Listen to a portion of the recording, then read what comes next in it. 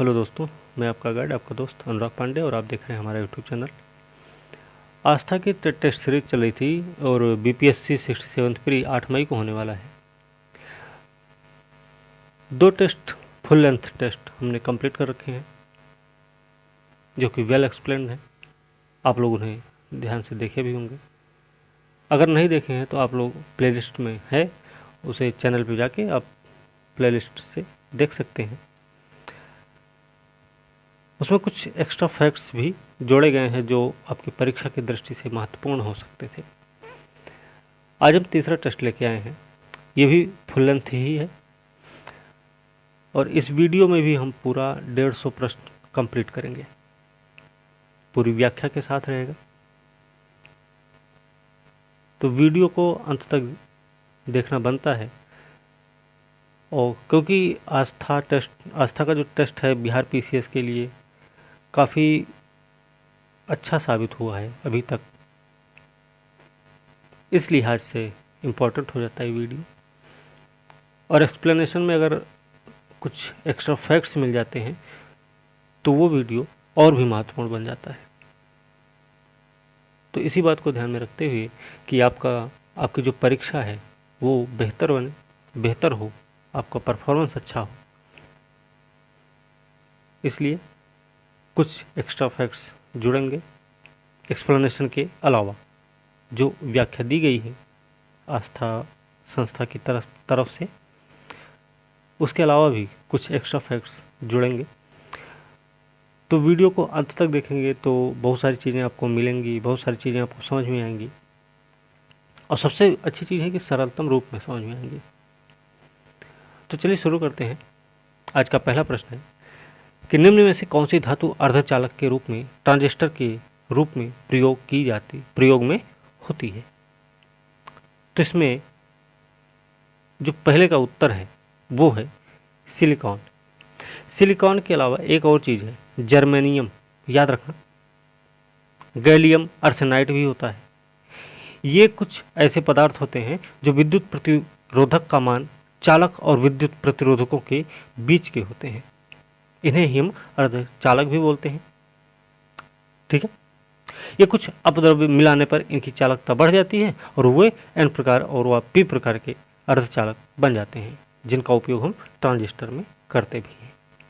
अगला प्रश्न क्या है, घरेलू विद्युत वायरिंग मूल रूप से है, तो वो क्या है भाई, वो है समानांतर कनेक्शन। ठीक है, समानांतर परिपथ में प्रत्येक शाखा को समान धारा प्राप्त होती है। समानांतर कनेक्शन में यदि एक बल्ब को सर्किट से हटा दिया जाता है, यानी यदि एक शाखा टूट जाती है तो अन्य शाखाओं में फिर भी विद्युत धारा प्रवाहित होगी। ध्यान रखना है कि अगर एक सर्किट टूट भी जाए तो भी विद्युत धारा प्रवाहित ही होती रहती है और अन्य बल्ब चमकने लगते हैं।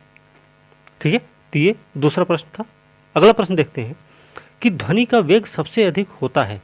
ध्वनि का वेग सबसे अधिक किस में होता भाई, तो ध्वनि का वेग, पहली बात तो ध्यान रखना है कि ध्वनि की गति से माध्यम में भिन्न होती है और गैसों में सबसे धीमी गति से यात्रा करती है ध्वनि। ठीक है, गैस में सबसे धीमी गति से यात्रा करती है और तरल पदार्थ में ये तेजी से तथा ठोस में सबसे अधिक तेजी से गति करती है। तो ये सबसे अधिक गति किसमें करेगी, ठोस में, उसके बाद पानी में, और सबसे कम किसमें होगा, वो होगा गैस में। अगला प्रश्न है किस तापमान बिंदु पर फ़ारेनहाइट तापमान सेंटीग्रेड तापमान का 2 गुना होगा। तो इसका सही उत्तर क्या होगा, इसका सही उत्तर होगा 160 डिग्री सेल्सियस। अगला प्रश्न क्या है, अधिक उम्र के लोगों के चश्मे किस प्रकार के लेंस से बनते हैं। तो किस प्रकार के लेंस से बनेंगे भाई,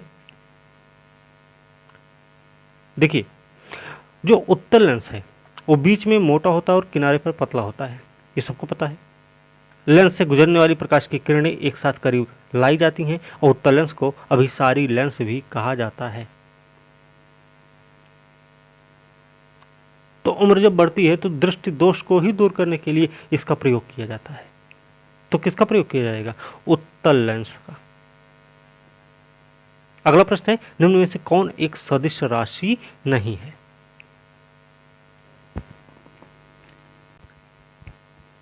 सदिश राशि कौन सी नहीं है भाई? देखिए, विस्थापन है, वेग है, बल्ब है, बल, लेकिन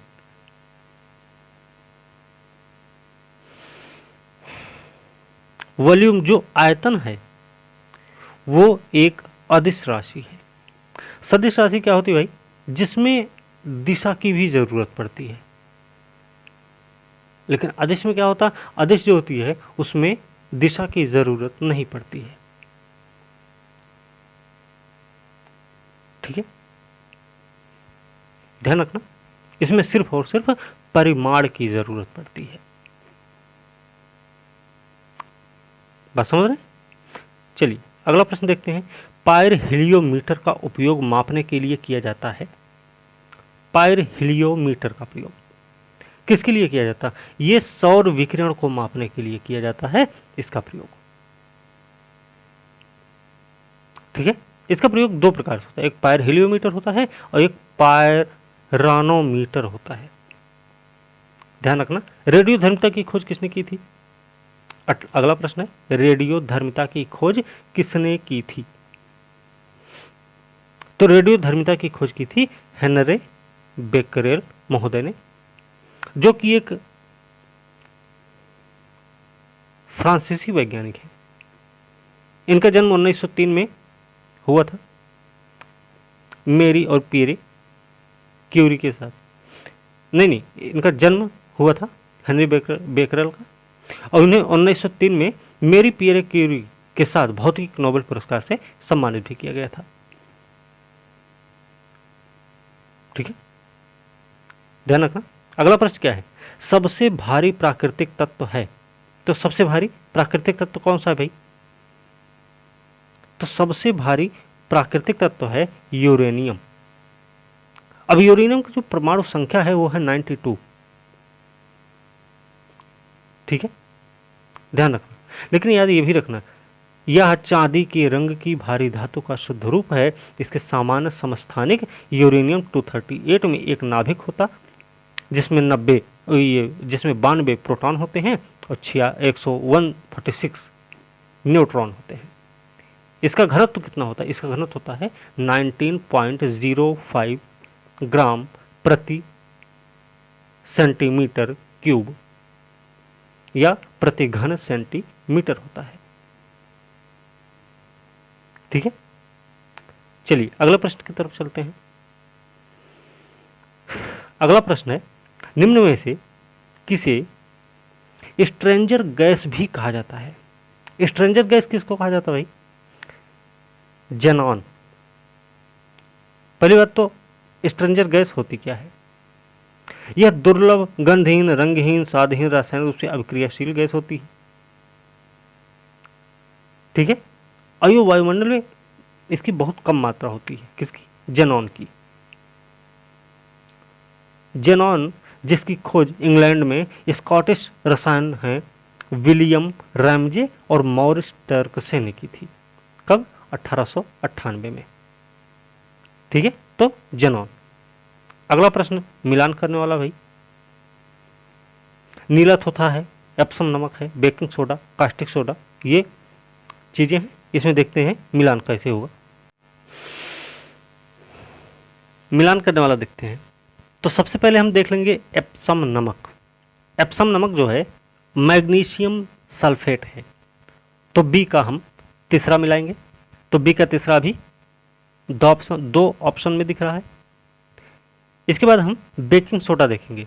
तो बेकिंग सोडा जो है सोडियम बाइकार्बोनेट होता है, तो सी का पहला हो गया। सी का पहला हो गया, बी का तीसरा हो गया, तो इसका सही उत्तर क्या हो जाएगा? इसका सही उत्तर हो जाएगा भैया बी। ठीक है, ध्यान रखना। तो नीला थोथा क्या है? नीला थोथा है कॉपर सल्फेट, और कास्टिक सोडा क्या है? सोडियम हाइड्रोक, एक मिनट, हाँ सी के पहले डी होगा तो ठीक है। नीला तोता का होगा कॉपर सल्फेट और कास्टिक सोडा का हो जाएगा सोडियम हाइड्रोक्साइड और इसका सही उत्तर इसलिए हो जाएगा डी। ठीक है, अगला प्रश्न है, निम्नलिखित में से किस बहुलक का प्रयोग बुलेट प्रूफ वेस्ट जैकेट बनाने में किया जाता है? तो बुलेट प्रूफ जैकेट बनाने में केवलर का प्रयोग किया जाता है, केवलर का प्रयोग। ठीक है, चलिए अगला प्रश्न देख लेते हैं। अगला प्रश्न है सुमेलित करना भैया। अचार है, खट्टा दूध है, सेब है, कोल्ड ड्रिंक्स, सोडा वाटर है। तो हम सबसे पहले कोल्ड ड्रिंक और सोडा वाटर पे ही चर्चा कर लेते हैं। तो कोल्ड ड्रिंक्स और सोडा वाटर में कार्बोनिक अम्ल होता है, तो डी का हम पहला देखेंगे तो ऑप्शन 2 अभी मिल रहे हैं हमें। इसके अलावा अचार को देख लेंगे तो अचार में एसिटिक अम्ल पाया जाता है, ए का दूसरा हो गया और डी का पहला हो गया, तो इसका सही उत्तर क्या हो जाएगा? बी हो जाएगा ना। तो खट्टा दूध का क्या है? लैक्टिक अम्ल है। तो सेब का क्या है भाई? सेब का हो जाएगा मैलिक अम्ल। अचार में एसिटिक अम्ल, खट्टा दूध में लैक्टिक अम्ल, सेब में मैलिक अम्ल, कोल्ड ड्रिंक सोडा वाटर में कार्बोनिक अम्ल पाया जाता है। ठीक है, चलिए अगला प्रश्न देखते हैं। अगला प्रश्न है, निम्नलिखित में से कौन क्रिस्टल के रूप में नहीं है?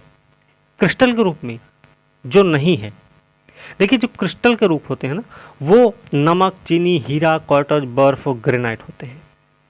लेकिन जो सल्फर है इसमें जो सल्फर है ये क्रिस्टल का रूप नहीं होता है।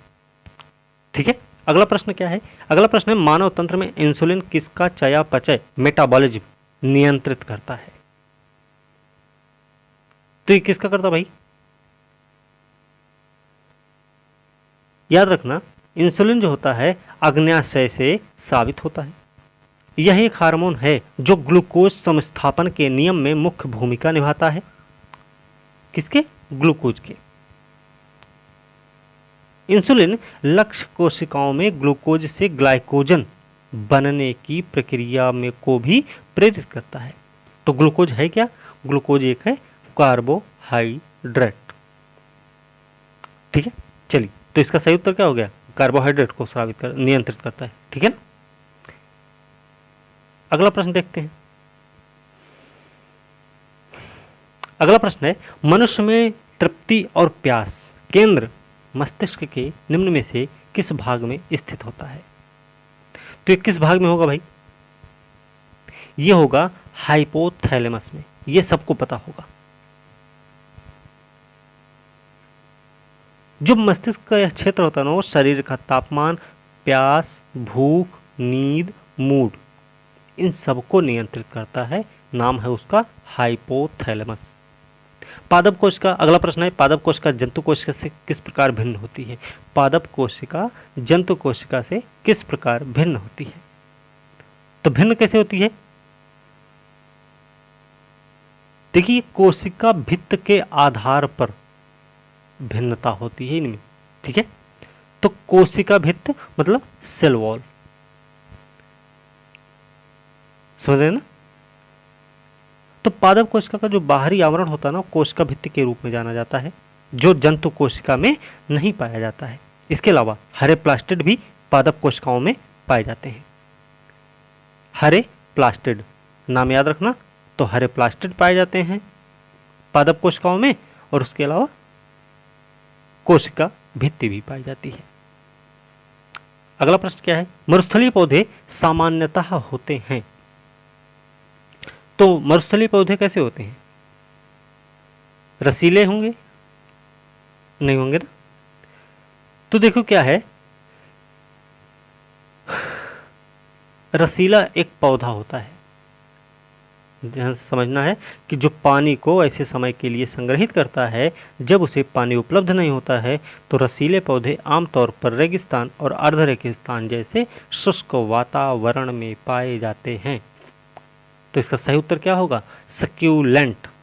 ठीक है, सक्यूलेंट इसका सही उत्तर हो जाएगा कि मरुस्थलीय पौधे सामान्यतः सक्यूलेंट टाइप के होते हैं, जो पानी को संग्रहित करते हैं उस समय के लिए जब उनको पानी की कमी महसूस होने लगे तो उस समय उसका यूज करेंगे।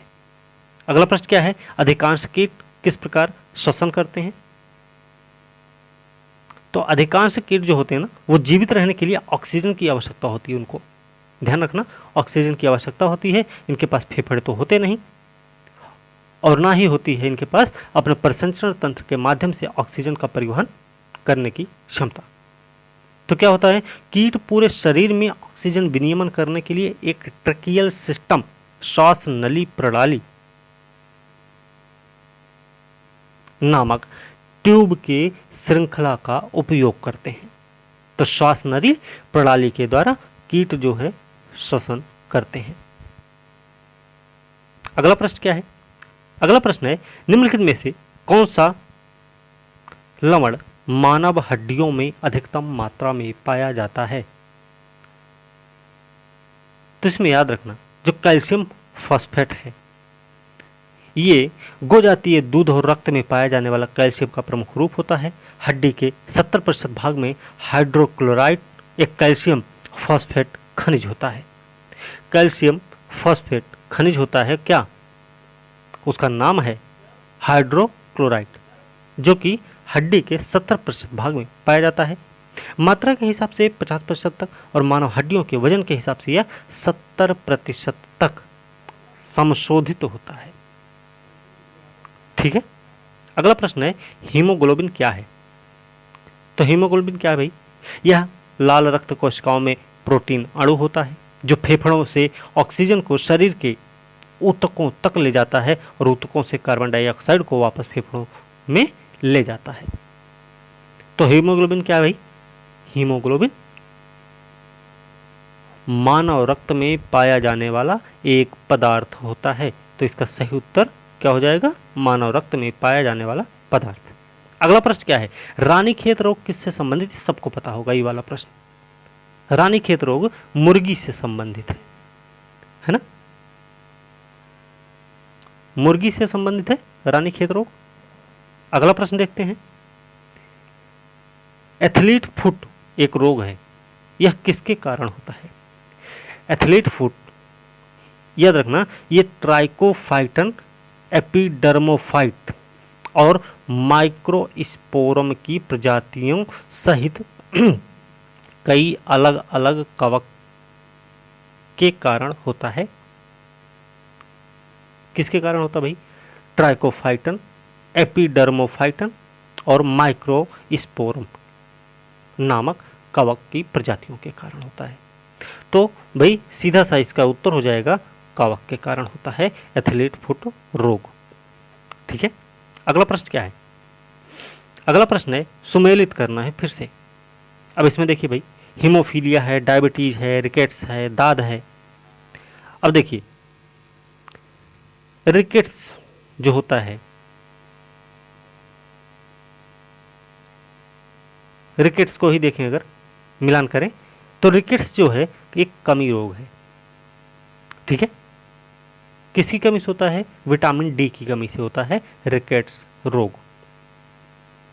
ठीक है, तो सी का हम पहला कर देंगे। अभी दो ऑप्शन है, इसके अलावा मधुमेह देख लेते हैं फिर। मधुमेह जो कि डायबिटीज है, तो डायबिटीज जो है हार्मोनल विकार होता है। डायबिटीज क्या होता है? हार्मोनल विकार। तो बी का हो गया तीसरा और सी का हो गया पहला। तो जब बी का तीसरा और सी का पहला हो गया तो सीधी सी बात है, हीमोफीलिया का हो जाएगा आनुवंशिक रोग और दाद का हो जाएगा क्या? फंगस कवक संक्रमण रोग। तो इसका सही उत्तर क्या हो जाएगा? बी हो जाएगा। ठीक है, अगला प्रश्न क्या है? लैथरिज्म किसके अत्यधिक सेवन से होता है? लैथरिज्म जो है ना, भोजन के पूरक के रूप में खेसारी दाल का अत्यधिक उपयोग करने से होता है। खेसारी दाल, ठीक है, यह प्रश्न आया हुआ है पहले भी, तो इस पे थोड़ा सा गौर करने की जरूरत है। अगला प्रश्न है, मायोग्लोबिन में कौन सी धातु पाई जाती है भाई? मायोग्लोबिन में कौन सी धातु पाई जाती है? मायोग्लोबिन में लोहा पाया जाता है, ऑक्सीजन पाया जाता है। और याद रखना मायोग्लोबिन एक प्रोटीन होता है जो सभी स्तनधारियों की मांसपेशियों में पाया जाता है, जबकि हीमोग्लोबिन रक्त में पाया जाता है, बस लाल रक्त कणिका में। तो मायोग्लोबिन में कौन सी धातु मिलती है भाई? तो उसमें मिलती है लोहा। और क्या मिलता है? ऑक्सीजन। ध्यान रखना मायोग्लोबिन में क्या मिलता है, ये प्रोटीन होता है, ये भी ध्यान रखने की जरूरत है। इसमें लोहा और ऑक्सीजन पाया जाता है। आयोडीन कहाँ से प्राप्त होता है भाई? अगला प्रश्न है, आयोडीन कहाँ से प्राप्त होता है? तो आयोडीन जो है ना, ये भी प्रश्न मेरे ख्याल से आया हुआ है पहले भी। तो लैमिनेरिया एक भूरा शैवाल होता है जिसे आमतौर पर हम कैल्प बोलते हैं। कैल्प का से कबूतर, कैल्प बोलते हैं। और लैमिनेरिया एक प्रकार का समुद्री शैवाल होता है जो जापान का मूल होता है भाई। लैमिनेरिया में प्रचुर मात्रा में आयोडीन होता है। तो लैमिनेरिया इसका सही उत्तर हो गया। अगला प्रश्न है, मिलान फिर से करना भाई। ईईजी है, ईसीजी है, ईओजी है, ईएमजी है। तो देखिए ईईजी जो है वो मस्तिष्क से संबंधित है। एक का तीसरा मिलान कर देंगे। एक का तीसरा अगर मिलाएंगे तो एक ही ऑप्शन ऐसा दिख रहा है, ऑप्शन बी, जिसमें ए का तीसरा मिला हुआ दिखता है। ए का तीसरा ईईजी मस्तिष्क से संबंधित है। तो ईसीजी किससे संबंधित है? हृदय से संबंधित है। ईओजी किससे संबंधित है? तो भैया ईओजी संबंधित है आंख से, और ईएमजी संबंधित है मांसपेशियों से। तो इसका सही उत्तर क्या हो जाएगा? बी हो जाएगा। अगला प्रश्न देखें, मधुमक्खी की भाषा को समझने के लिए नोबेल पुरस्कार दिया गया था। तो मधुमक्खी की भाषा को समझने के लिए किसको दिया गया था ये नोबेल पुरस्कार? और 1973 में दिया गया था। चिकित्सा में नोबेल पुरस्कार मिला था किसको? कार्ल रिटर फ्रिश्च को। नाम क्या है? कार्ल रिटर फ्रिश्च, केवी फ्रिश्च को। ठीक है, तो सही उत्तर इसका ए हो जाएगा। मधुमक्खी की भाषा को समझने के लिए केवी फ्रिश्च को 1973 में चिकित्सा का नोबेल पुरस्कार दिया गया था। ये मैथ के कुछ सवाल हैं। अब मैथ इसमें नहीं देखेंगे हम, ठीक है, सिर्फ जीएस इसमें देखा जाएगा। ठीक है, अब हम चलते हैं प्रश्न नंबर 38 की तरफ। 38 में भारत के चावल के कटोरे का क्षेत्र का नाम क्या है? तो नॉर्मल है, कृष्णा गोदावरी डेल्टा वाले क्षेत्र को ही चावल का कटोरा बोला जाता है भारत में। ठीक है, तो कृष्णा गोदावरी डेल्टा क्षेत्र नाम हमें याद रखना है। ठीक है ना। चलिए अगला प्रश्न देख लेते हैं। ये अगर क्षेत्र के बारे में बात करें तो यह आंध्र प्रदेश के अंतर्गत आता है। आंध्र प्रदेश का कुल कृषि क्षेत्रफल 29.3% भाग पर चावल उत्पादित किया जाता है। यहाँ चावल के प्रमुख उत्पादक क्षेत्र जो हैं वो इस समय तेलंगाना और रायलसीमा हैं, जो कृष्णा गोदावरी डेल्टा क्षेत्र में पाए जाते हैं। ठीक है, चलिए अगला प्रश्न क्या है? काली क्रांति किससे संबंधित है? काली क्रांति कच्चा तेल उत्पादन से संबंधित है। कच्चा तेल उत्पादन से संबंधित है काली क्रांति। अगला प्रश्न क्या है? भारत के राज्यों के उनके क्षेत्रफल के अनुसार अवरोही क्रम में सजाना है। यहाँ पे कोई राजस्थान, मध्य प्रदेश, महाराष्ट्र, उत्तर प्रदेश, गुजरात ऐसे राज्यों को नाम नहीं दिया गया है, छोटे छोटे राज्यों को नाम दिया गया है। उत्तराखंड, छत्तीसगढ़, झारखंड, हिमाचल प्रदेश। तो इसमें अगर हम मिलान करें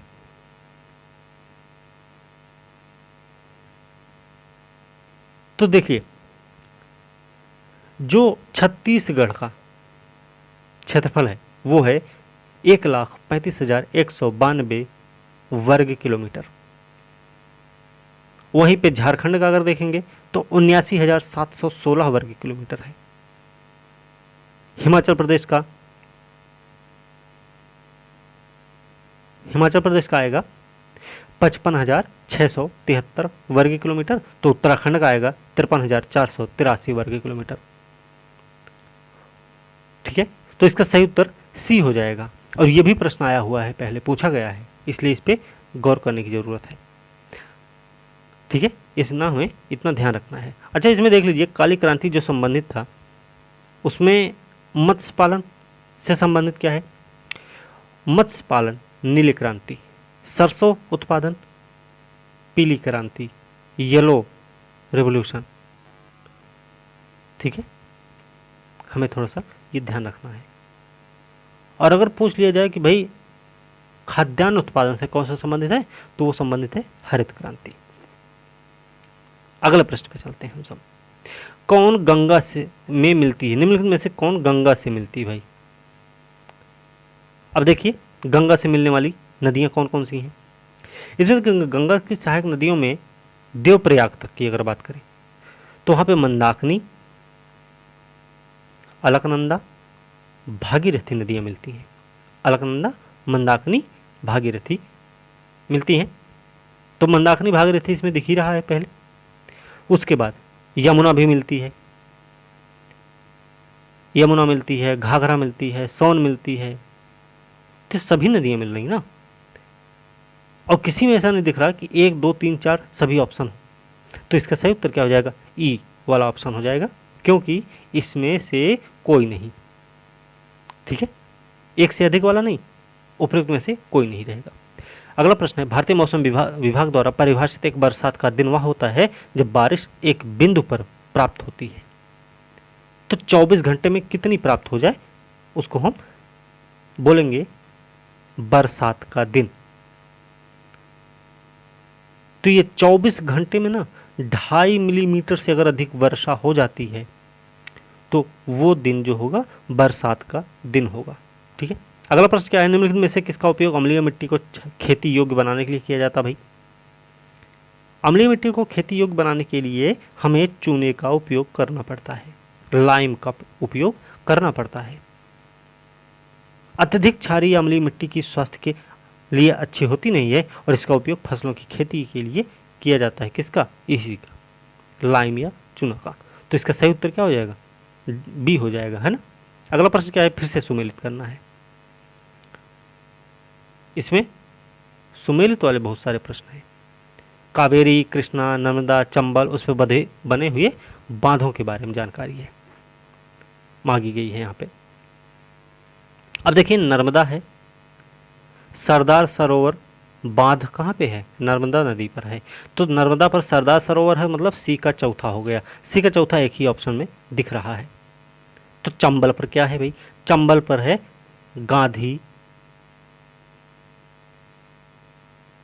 है? चंबल पर क्या होगा? अलमट्टी, मेट्टूर, गांधी सागर। कावेरी कृष्णा पर क्या होगा? देखिए अलमाटी जो है ना वो कृष्णा नदी पर है। बी का हम पहला कर देंगे। ठीक, अब बी का हमने पहला कर दिया तो 2 ऑप्शन अभी मिल रहे हैं। नर्मदा पर फिर क्या हो जाएगा? तो नर्मदा पर गांधी सागर ही है, ओ नर्मदा पर सरदार सरोवर ही है। ठीक है, तो सी का कौन सा हो जाएगा? सी का चौथा हो जाएगा। अब सी का चौथा हो गया। देखिए ऐसे नर्मदा को मिला देते हैं सरोवर से। ठीक है, कृष्णा को मिलाएंगे अलमटी से, कावेरी को मिलाएंगे मेटूर से, और चंबल को मिला देंगे गांधी सागर से। तो वैसे अगर देखा जाए ना तो 2 1 4 3 ऑप्शन बनेगा, जो कि इसमें कोई भी ऑप्शन ऐसा दिख नहीं रहा है ना। तो इसका सही उत्तर क्या हो जाएगा? ई हो जाएगा। ध्यान रखना, कावेरी पर मेट्टूर है, कृष्णा पर अलमाटी है, नर्मदा पर सरदार सरोवर, चंबल पर गांधी सागर है। ठीक है, याद रखना इसे। चलिए अगला प्रश्न देखते हैं, फिर से मिलान करना है। देखिए पहाड़ दिया गया है और देश, इनका जोड़ा मिलाना भैया। कैसे मिलाएंगे फिर जोड़ा? देखिए एलेघनी जो है ना यूएसए में है, यूएसए में है एलेघनी। कैंटब्रियन कहाँ है? कैंटब्रियन, तो कैंटब्रियन जो है वो आपका पड़ेगा स्पेन में। बी का तीसरा, ए का चौथा हो गया और बी का तीसरा हो गया। तो एल्ब्रुस कहाँ है? एल्ब्रुस आपका कनाडा में पड़ेगा,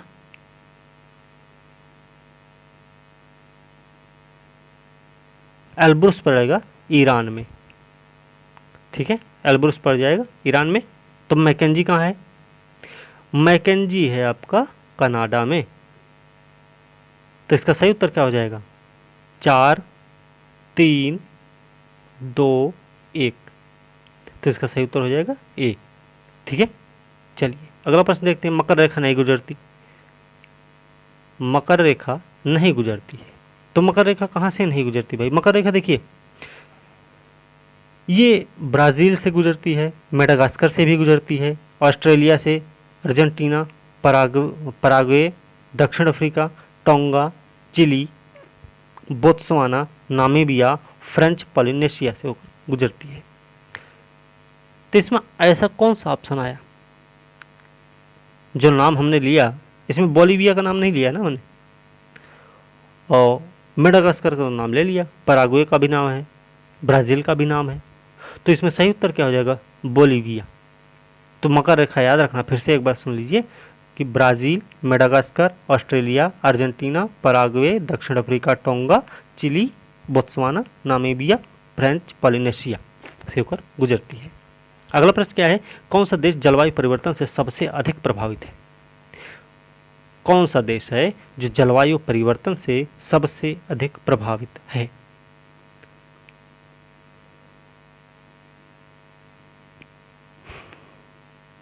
तो इसका सही उत्तर हो जाएगा मोजाम्बिक, ठीक है। कैसे भाई? देखिए 2000 से लेकर 2019 के बीच जलवायु परिवर्तन और मौसम से जुड़ी 11,000 भयानक घटनाओं के कारण करीब 4,75,000 से अधिक लोगों ने अपनी जान गंवाई और लगभग 2.56 ट्रिलियन अमेरिकी डॉलर का यहाँ पे नुकसान भी हुआ है। ग्लोबल क्लाइमेट रिस्क इंडेक्स 2021 ने उन देशों की सूची जारी की जो 2019 में जलवायु परिवर्तन के चलते सबसे ज़्यादा प्रभावित हुई है। इस लिस्ट में भारत जो है, भारत के बारे में भी याद रखना, उसका 7वां स्थान है। सूची में जो मोजाम्बिक है वो सबसे ऊपर है। Mozambique, Zimbabwe, Bahamas, Japan, Malawi, Afghanistan, ये सभी भारत से पहले है वाले हैं। तो सबसे पहला नंबर है मोजाम्बिक का, उसके बाद जिम्बाब्वे का आएगा, फिर बहामास का आएगा, फिर जापान का आएगा, फिर मलावी, फिर अफगानिस्तान, उसके बाद आएगा भारत का नंबर।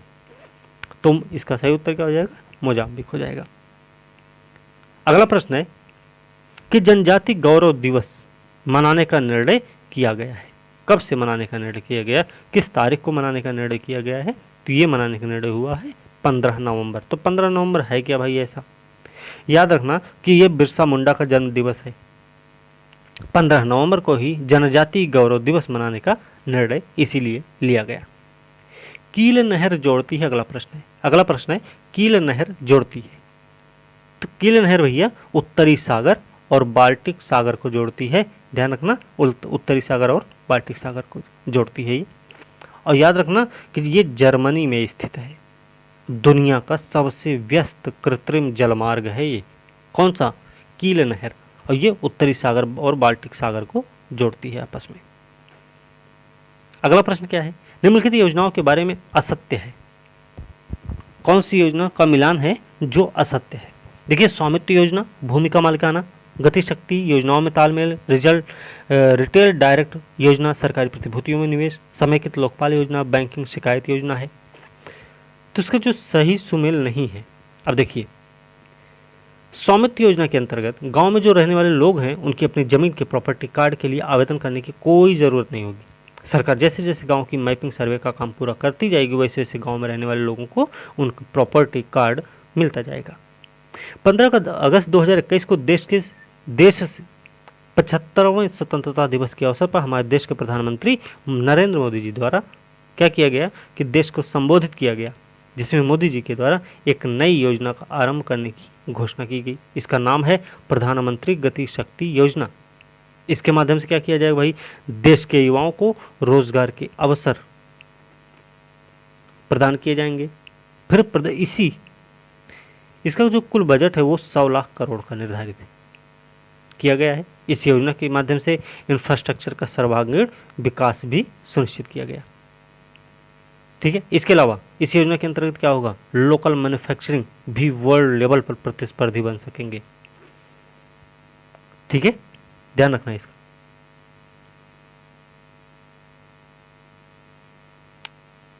केंद्र सरकार की प्रतिभूतियों, ट्रेजरी बिल, राज्य विकास ऋण, सॉवरेन गोल्ड बॉन्ड में निवेश करने के लिए एक पोर्टल एवेन्यू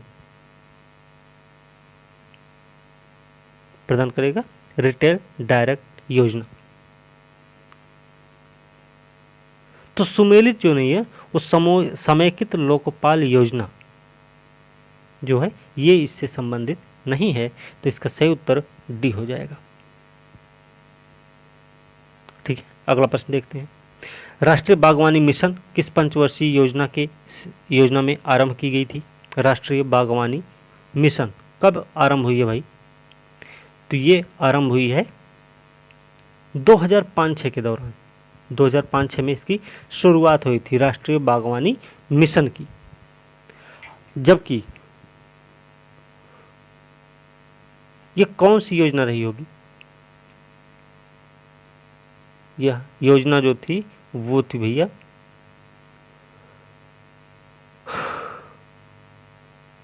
11वीं की 12वीं, 2007 से 12 के बीच ये वाली होगी, तो हो सकती है ना, तो 11वीं होगी, है ना।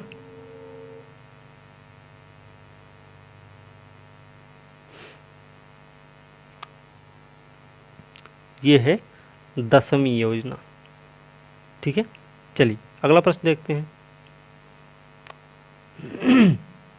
अगला प्रश्न है 21-22 के तहत, बजट 21-22 के तहत कितने आधुनिक मत्स्य बंदरगाह और फिश लैंडिंग सेंटर बनाने की बात की गई है? ये 21-22 का बजट से संबंधित प्रश्न है। तो इसमें देखेंगे तो इसका सही उत्तर क्या हो जाएगा? इसका सही उत्तर हो जाएगा 5। ठीक है, अगला प्रश्न क्या है? ग्लोबल इनोवेशन इंडेक्स को कौन जारी करता है? ग्लोबल इनोवेशन इंडेक्स कौन जारी करता है?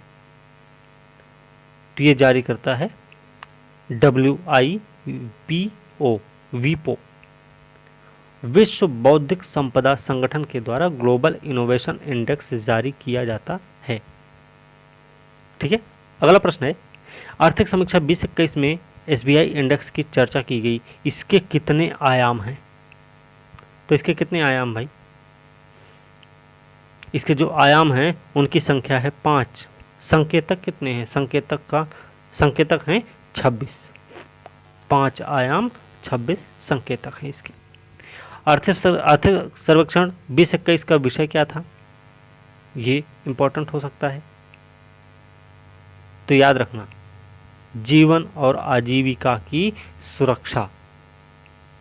आर्थिक सर्वेक्षण 2021 का विषय रहा है।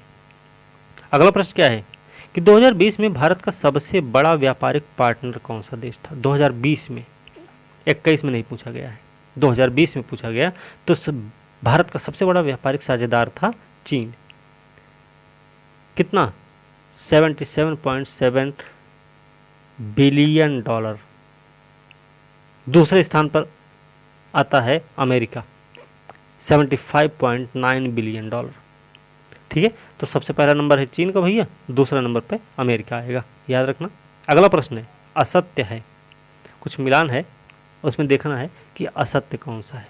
तो देखिए CRR 5%, RR reverse repo rate 4%, reverse repo rate 3.35% और MSF 4.25% है। तो मिलान सबका सही है, तो इसका मतलब क्या है? इसमें कोई भी गलत नहीं है। अगला प्रश्न है वित्तीय समावेशन से संबंधित सबसे प्रमुख समिति कौन सी है? वित्तीय समावेश से संबंधित सबसे प्रमुख समिति का नाम क्या है?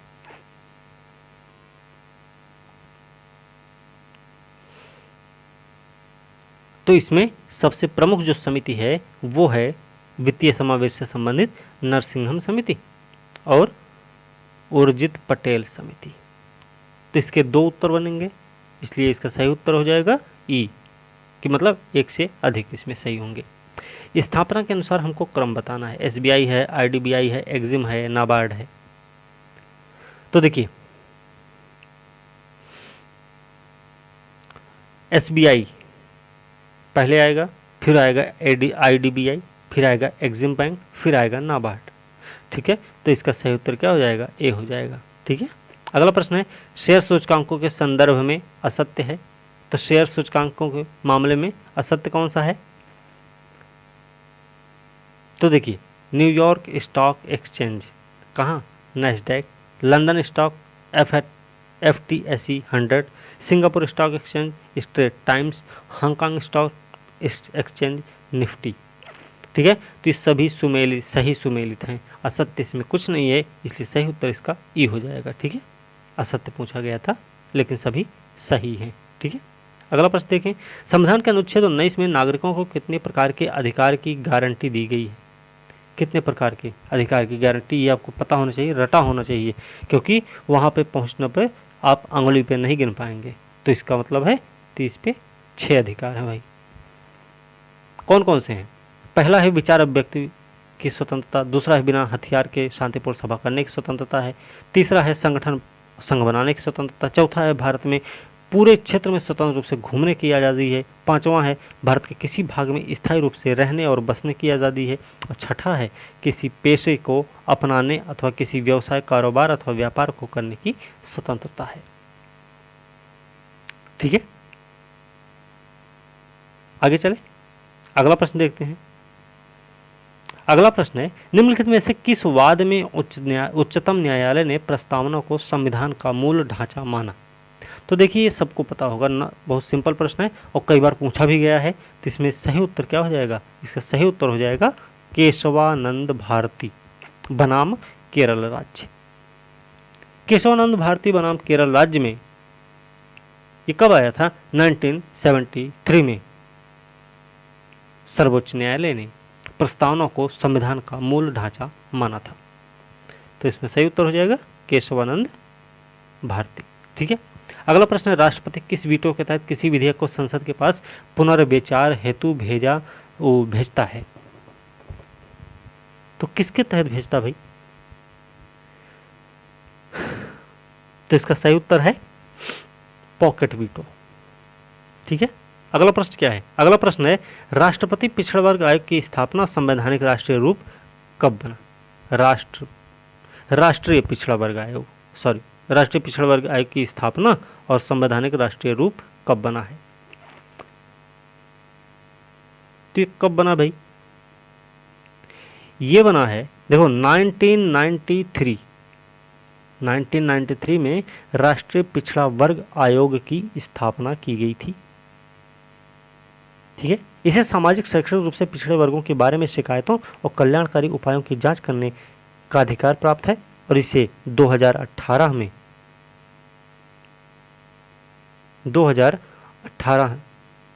में संवैधानिक मतलब राष्ट्रीय रूप दिया गया है।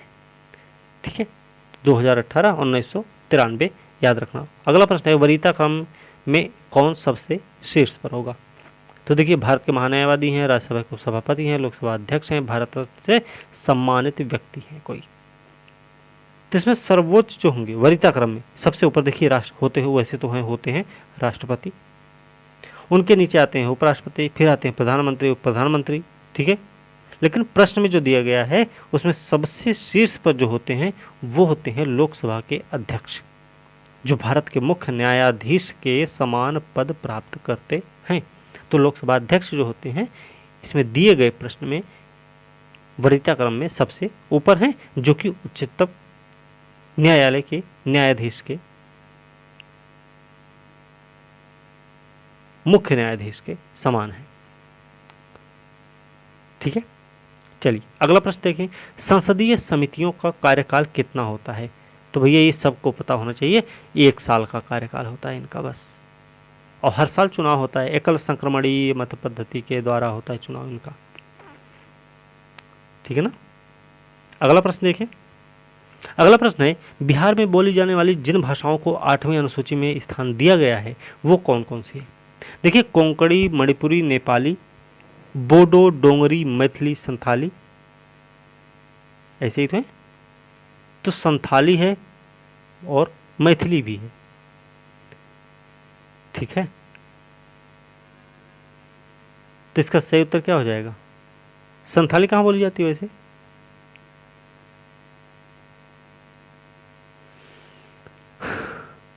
संथाली जो है झारखंड क्षेत्र में होती है, ठीक है।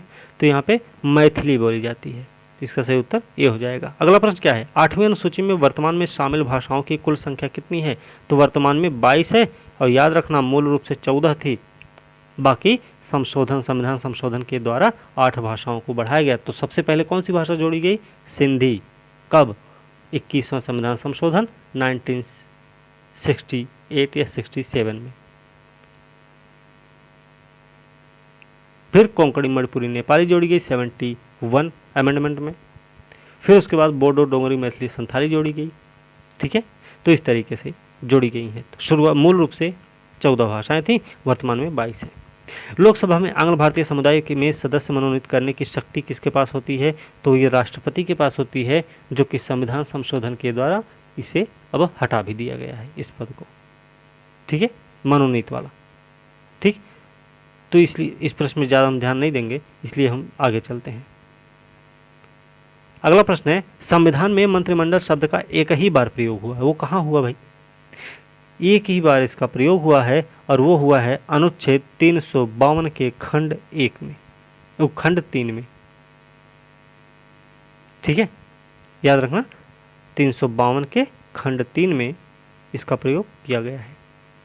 अगला प्रश्न है, राज्यसभा को भंग करने का अधिकार किसके पास है? तो भैया राज्यसभा भंग नहीं होती है, ये स्थायी सदन है, इसके 1/3 सदस्य हर तीसरे साल क्या होते हैं? रिटायर होते हैं, हर दूसरे वर्ष, ठीक ना। तो भंग नहीं होता ये कभी, तो इसका सही उत्तर ई हो जाएगा, ठीक है।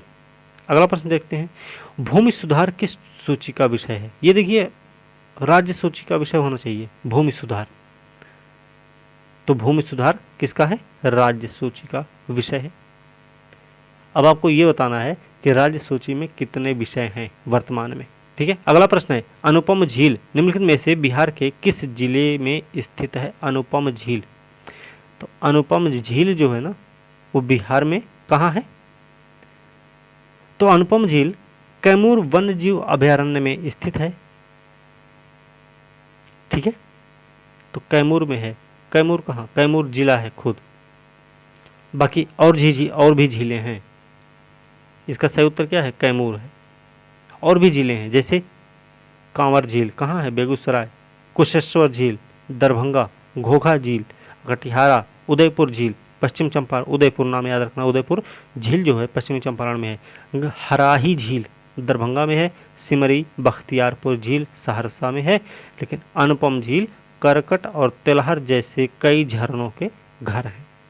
तो कैमूर में है ये भाई अनुपम झील, ठीक है। चलिए बिहार स्पेशल चल रहा है। किस मिट्टी को लाल और पीले के नाम से भी जाना जाता है? लाल और पीले के नाम से किसको जाना जाता है? कौन सी मिट्टी को जाना जाता है? तो इसका सही उत्तर क्या हो जाएगा? इसका सही उत्तर हो जाएगा बलथर। बलथर मिट्टी कम उपजाऊ होती है, इसमें जल अवशोषण की क्षमता भी कम होती है। इसमें मक्का, ज्वार, बाजरा, चना प्रमुख फसलें होती हैं, और यह कैमूर के पठार से लेकर राजमहल की पहाड़ियों तक सकरी पट्टी में पाई जाती है। और याद रखना बलसुंदरी मिट्टी भी इसमें है। तो ये कहाँ पाई जाती है? बलसुंदरी मिट्टी पाई जाती है सहरसा, तराई, चंपारण, किशनगंज में। तो भांगर कहाँ पाई जाएगी? भांगर पाई जाएगी पटना, गया, रोहतास। तो खादर कहाँ मिलेगी? मुजफ्फरपुर, पूर्णिया, दरभंगा, भागलपुर में, ठीक है। चलिए अगला प्रश्न देखते हैं, निम्नलिखित में से किस जिले का लिंगानुपात बिहार के लिंगानुपात से अधिक है? बिहार में सबसे अधिक लिंगानुपात वाला जिला कौन सा है? निम्न में से पूछा जा रहा, बिहार का सबसे अधिक नहीं पूछा जा रहा, निम्न में से पूछा जा रहा है। वैसे तो रोहतास है, नहीं गोपालगंज है, लेकिन याद रखना 2011 की जनगणना के अनुसार बिहार राज्य का लिंगानुपात 918 है। लेकिन जो विकल्प दिए गए हैं ना, इसमें सीवान जिला का लिंगानुपात जो है, लिंगानुपात राज्य के लिंगानुपात से अधिक है, और सीवान का जो लिंगानुपात है वो है 988। और वैसे देखा जाए तो गोपालगंज का सबसे अधिक है। अब बिहार के कितने जिले सोन नदी के किनारे अवस्थित हैं? तो बिहार के कितने जिले हैं? वो हैं भैया 5 जिले। तो 5 जिलों के नाम भी होंगे कुछ। तो कौन कौन से हैं? 5 जिले सोन नदी के तट पर स्थित हैं, जिसमें रोहतास है, भोजपुर है, याद रखना, रोहतास, भोजपुर, पटना, अरवल और औरंगाबाद। ठीक है, अगला प्रश्न देखते हैं। मौर्य प्रशासन में संग्रहकर्ता कौन था? मौर्य प्रशासन में संग्रहकर्ता, देखिए जो राजस्व कलेक्टर है वही है समाहर्ता। सेनापति कमांडर इन चीफ होते थे, युवराज क्राउन प्रिंस होते थे और मुख्य पुजारी होता था पुरोहित। तो इसका सही उत्तर हो जाएगा मौर्य प्रशासन में संग्रहकर्ता कौन थे? वो थे अमाहर्ता। ठीक है, अगला प्रश्न है, बिहार में कौन से स्थल नवपाषाण काल की संस्कृति से संबंधित हैं? ये वाला देखिए हमने नोट्स में लिखवाया भी है, अगर आपने पढ़ा है तो आपको अच्छे से पता होगा। तो इसमें बिहार में नवपाषाण काल की संस्कृति सबसे अधिक संबंधित स्थल है, जैसे चिरांद है, चेचर है। चिरांद और चेचर 2 ऐसे जगह हैं जो कि नवपाषाण काल की संस्कृति से संबंधित हैं, और इसका सही उत्तर क्या हो जाएगा? ई हो जाएगा। क्यों? क्योंकि इसमें एक से अधिक उत्तर सही हो रहे हैं। अगला प्रश्न क्या है, बिहार में गुरु नानक देव ने कौन से स्थानों का दौरा किया था? कौन से स्थानों का दौरा किया था भाई? गुरु नानक देव ने पहली आध्यात्मिक यात्रा के दौरान बिहार के 6 जिले में गए थे। वो बिहार के वो 6 जिले कौन कौन से? देखिए, सासाराम गए, मुंगेर गए, पटना गए, राजगीर गए, बोधगया गए और गया का भी उन्होंने दौरा किया। ठीक है, तो जब ये ऑप्शन पटना और मुंगेर तो यहाँ पे दिख ही रहा है, भागलपुर भी दिख रहा है, तो इसका सही उत्तर क्या हो जाएगा? नहीं, मुंगेर और पटना दिख रहा है, तो इसका सही उत्तर ई हो जाएगा। क्यों? क्योंकि एक से अधिक ऑप्शन है। तो कौन कौन से हैं ये आपको पता हो गया होगा। ठीक है, चलिए अगला प्रश्न देखते हैं।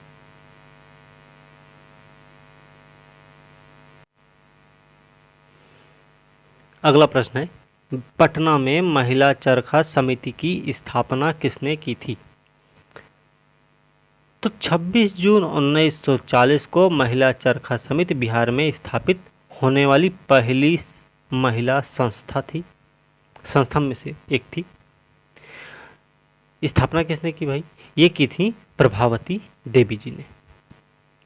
उन्हें स्वयं साबरमती आश्रम में महात्मा गांधी द्वारा प्रशिक्षित होने का सौभाग्य भी प्राप्त हुआ था। तो इसका सही उत्तर क्या हो जाएगा? प्रभावती देवी। इन्होंने महिला चरखा समिति की स्थापना की थी। कब की थी? 26 जून 1940 को। ठीक है, अगला प्रश्न क्या है, भारतीय मूल की किस महिला ने संयुक्त राष्ट्र महासचिव पद के लिए अपनी उम्मीदवारी की घोषणा की है? तो इसका सही उत्तर क्या हो जाएगा? इसका सही उत्तर हो जाएगा आकांक्षा अरोड़ा। अगला प्रश्न है, शेख बहाउद्दीन जकारिया किस संप्रदाय से संबंधित थे? शेख बहाउद्दीन जकारिया किससे संबंधित थे? तो शेख बहाउद्दीन जो जकारिया थे ना, वो सुहरावर्दी संप्रदाय से संबंधित थे। ठीक है, ध्यान रखना। अगला प्रश्न है, Harvard graduate school of education में छात्र संघ का अध्यक्ष निम्नलिखित में से किस व्यक्ति को चुना गया है? तो इसमें किसको चुना गया भाई? इसमें चुना गया है शरद सागर को। ठीक है, ध्यान रखना, शरद सागर को। अगला प्रश्न है, निम्नलिखित में से बिहार के किस स्थान को बौद्ध और जैन सर्किट के अंतर्गत इलेक्ट्रिक बसों के परिचालन रूट में शामिल नहीं किया गया है? अब देखिए क्या है, बिहार राज्य पथ परिवहन निगम ने बौद्ध और जैन तीर्थ स्थलों के लिए इलेक्ट्रिक बसें चलाने की घोषणा की है। इलेक्ट्रिक बस परिवहन का जो रूट है वो पटना से राजगीर होते हुए बोधगया और पटना से हाजीपुर, वैशाली, मुजफ्फरपुर होते हुए दरभंगा तक जा गया। तो इसमें किसका किसका नाम आया? दरभंगा का भी आ गया, राजगीर का भी आ गया, पटना का भी आ गया, लेकिन मधुबनी का नाम नहीं आया है। ठीक है, तो इसका सही उत्तर क्या हो जाएगा? मधुबनी। ठीक है, याद रखना कौन कौन सा है भाई? पटना से राजगीर तक, राजगीर होते हुए बोधगया तक, फिर पटना से हाजीपुर, वैशाली, मुजफ्फरपुर होते हुए दरभंगा तक। ठीक है, अगला प्रश्न है, एनीमिया मुक्त भारत सूचकांक 2021 राष्ट्रीय रैंकिंग में बिहार का कौन सा स्थान है? तो इसमें बिहार का कौन सा स्थान है भाई? पहला स्थान मध्य प्रदेश का है और अंतिम है नागालैंड का। तो किस शासित प्रदेश में देख लें पहला और अंतिम, तो पहला है अंडमान निकोबार और अंतिम है लद्दाख का। तो बिहार का इसमें कितना स्थान है? बिहार का है 22वां स्थान। अगला प्रश्न है, हिमालय बेसिन की पहली रन ऑफ द रिवर परियोजना डगमारा परियोजना किस नदी पर बनाई जा रही है? डगमारा परियोजना कहां पर बन रही भाई?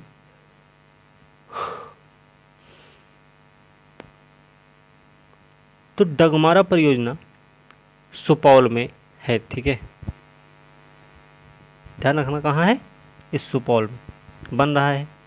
राष्ट्रीय जल विद्युत निगम और बिहार राज्य जल विद्युत निगम लिमिटेड के बीच समझौता हुआ है इसके लिए। और याद रखना यहाँ कोसी नदी पर भीमनगर बैराज पर स्थित है। कहाँ पे है? कोसी नदी पर है, भीमनगर बैराज पर स्थित है। जिले का नाम है सुपौल। अगला प्रश्न है, बिहार का पहला जिला कौन बना जो 12 जून 2021 से पंचायतों की परामर्शी समितियां शुरू की हैं? पहला जिला बिहार का कौन सा है ये? तो इसमें बिहार का सबसे छोटा जिला जो है ना, शिवहर। शिवहर ही है पहला जिला बिहार का जिसने 12 जून 2021 से पंचायतों की परामर्श समितियां शुरू की हैं। ठीक है, चलिए अगला प्रश्न देखते हैं। अगला प्रश्न है, हाल ही में बिहार के किन 2 विधानसभा क्षेत्रों में उपचुनाव हुए थे? हुए होंगे, उपचुनाव हुए थे ना, तो कौन से 2 जिले थे? तो ध्यान रखना बिहार में 2 विधानसभा क्षेत्र में उपचुनाव हुए हैं और वो है मुंगेर का तारापुर और दरभंगा का कुशेश्वर स्थान। मुंगेर का तारापुर और दरभंगा का कुशेश्वर स्थान, इन 2 विधानसभा सीटों पर उपचुनाव हुए थे। ठीक है, अगला प्रश्न क्या है, ड्रैगन नाव प्रतियोगिता का आयोजन कहाँ किया गया? ड्रैगन नाव प्रतियोगिता का आयोजन कहाँ हुआ है? ये मोतिहारी में हुआ है। कौन किस में हुआ भाई? मोती झील में हुआ है। ठीक है, और ये 75वें स्वतंत्रता दिवस के अवसर पर ऐसा हुआ है। ठीक है, अच्छा इसकी विजेता टीम कौन सी रही? ड्रैगन 1 के विजेता रहे हैं भागलपुर की टीम, 2 के रहे हैं लायंस क्लब मुजफ्फरपुर और ड्रैगन 3 के विजेता हैं मोतिहारी नवयुवक पुस्तकालय। ठीक है, लेकिन ये कहाँ पे आयोजित किया गया था? मोतिहारी में। ठीक भैया, अगला प्रश्न क्या है, बिहार में किसान यूनिक आईडी नंबर किस संस्था द्वारा जारी किया गया? बिहार में किसान यूनिक आईडी नंबर किस संस्था द्वारा जारी किया गया है? तो उस संस्था का नाम क्या है? उस संस्था का नाम है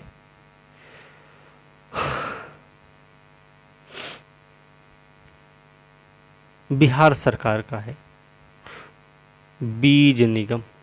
ठीक है, चलिए अगला प्रश्न क्या है, देश का 6वां और बिहार का पहला खेल विश्वविद्यालय कहाँ स्थापित होगा? देश का 6वां है और बिहार का पहला है, तो कहाँ पर स्थापित हो रहा भाई?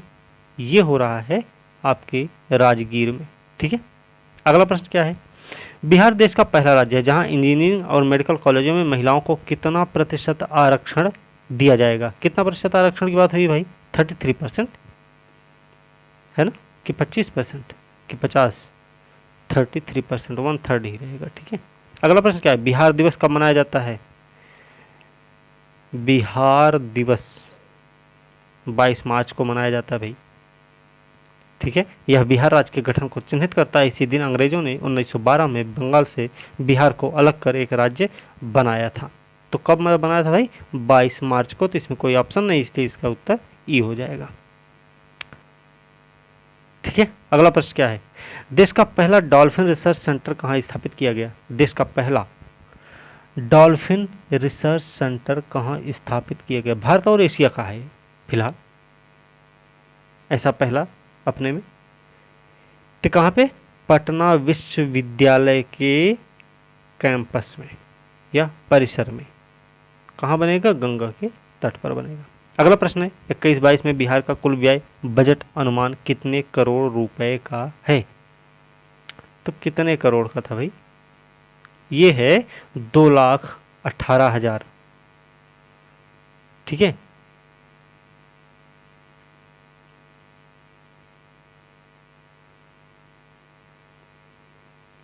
ओके, तो ये है 2.18 लाख करोड़ रुपया। ठीक, चलिए अगला प्रश्न क्या है, केंद्र सरकार से केंद्रीय करों में हिस्से के रूप में बिहार राज्य को कितने रुपए मिलने के अनुमान है? तो कितना मिलेगा भाई, ये मिलेगा 91,180.60 करोड़ रुपया।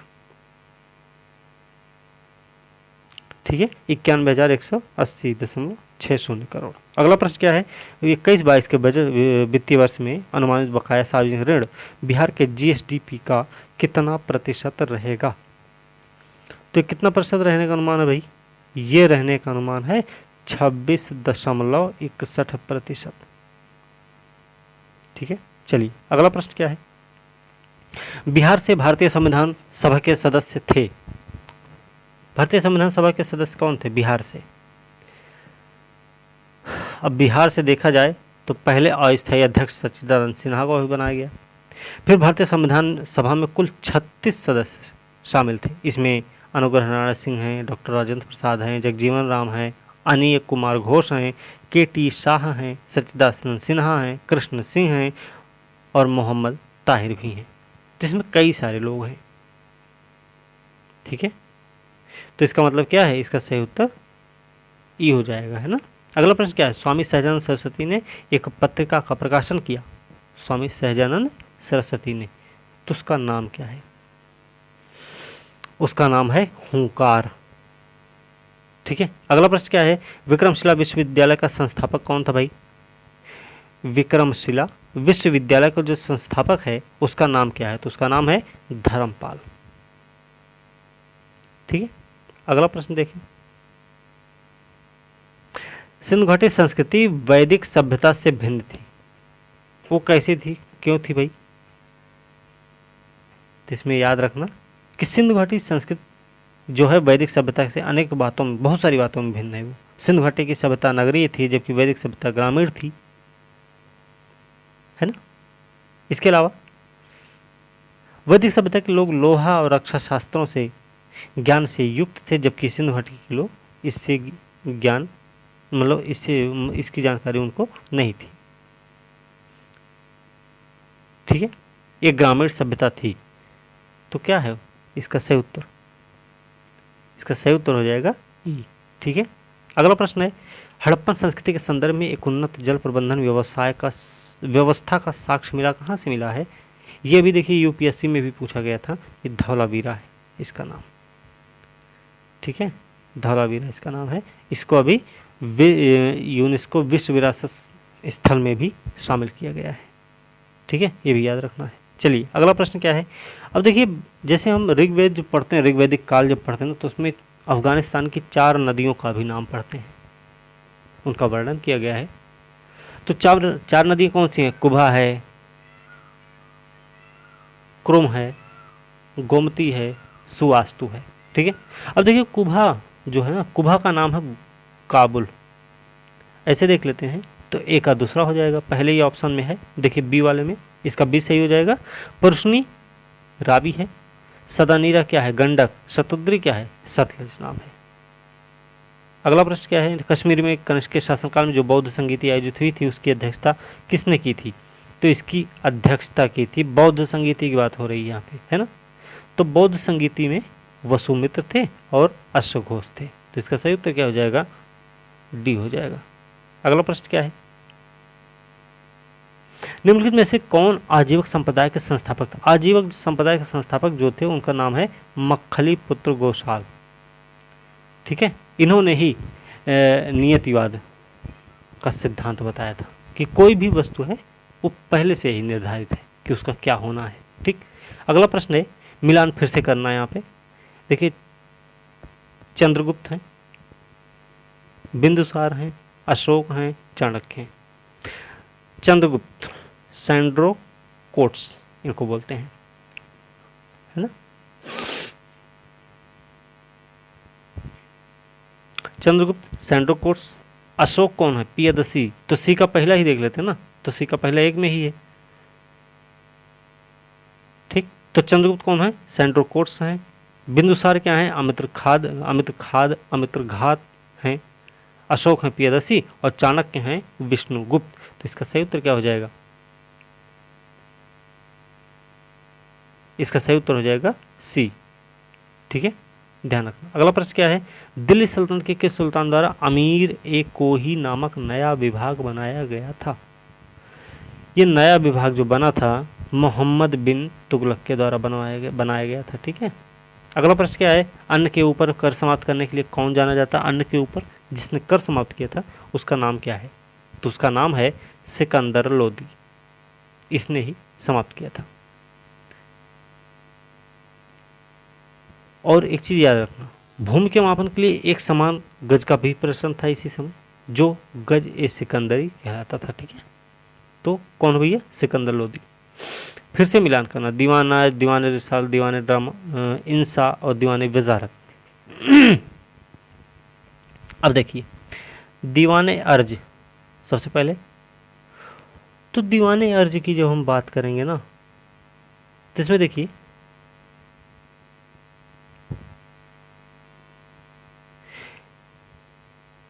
दीवाने अर्ज, दीवाने रिसालत, दीवाने इंसात, दीवाने वजारत, क्या है ये सभी? अब देखिए जो दीवाने अर्ज है,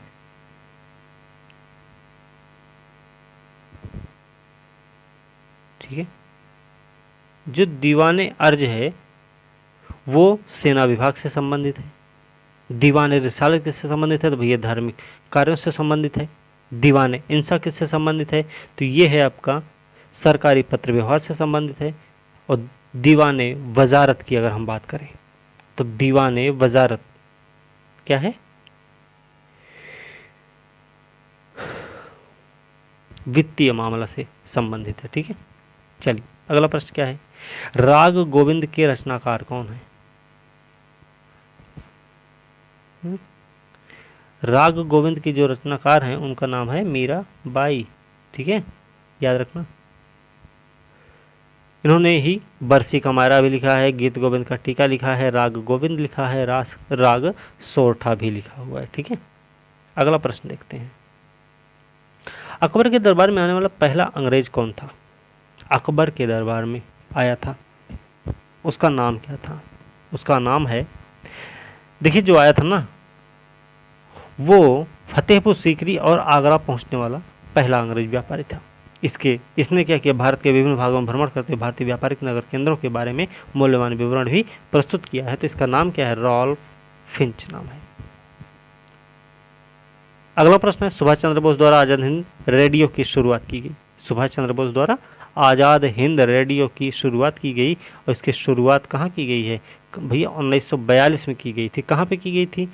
ये की गई थी जर्मनी में। ठीक है, अगला प्रश्न क्या है? ब्रिटिश पत्रकार H.W. नेविन्सन किस आंदोलन से जुड़े हैं? H.W. नेविन्सन किस आंदोलन से जुड़े हुए हैं? तो देखिए H.W. नेविन्सन जो है ना, नेविन्सन ये स्वदेशी आंदोलन से जुड़े थे। ठीक है, स्वदेशी आंदोलन से जुड़े थे और इन्होंने 4 महीने तक भारत में रहकर Manchester guardian, Glasgow Herald, daily Chronicle के लिए रिपोर्टिंग भी की थी। बाद में इन्होंने इस रिपोर्ट को the new spirit in Indian नामक से पुस्तक के रूप में संपादित किया था। तो इसमें क्या है?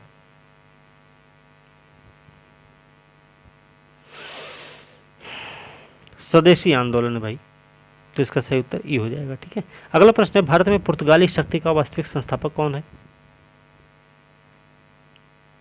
भारत में पुर्तगाली शक्ति का वास्तविक संस्थापक किसे माना जाता है? तो ये माना जाता है अल्फांसो द अल्बुकर्क को। अगला प्रश्न क्या है? भारतीय राष्ट्रीय कांग्रेस ने किस गोलमेज सम्मेलन में भाग लिया था? भारतीय राष्ट्रीय कांग्रेस ने किस गोलमेज सम्मेलन में भाग लिया था? ये तो बहुत सिंपल प्रश्न है भैया, दूसरे में भाग लिया। अगला प्रश्न है, सही क्रम हमको बताना। देखिए अगस्त प्रस्ताव है, घोषणा, अगस्त संकल्प है, प्रत्यक्ष कार्यवाही है। तो प्रत्यक्ष कार्यवाही 1946 में मनाई गई थी और ये सब बाकी इससे पहले के ही हैं। ठीक, तो सभी में फिलहाल चौथा ऑप्शन लास्ट में ही दिख रहा है। ठीक है, तो देखिए जैसे अगस्त घोषणा कब हुई? अगस्त घोषणा हुई है 20 अगस्त 1917 को। तो सबसे पहले क्या आएगा? ये आएगा अगस्त प्रस्ताव।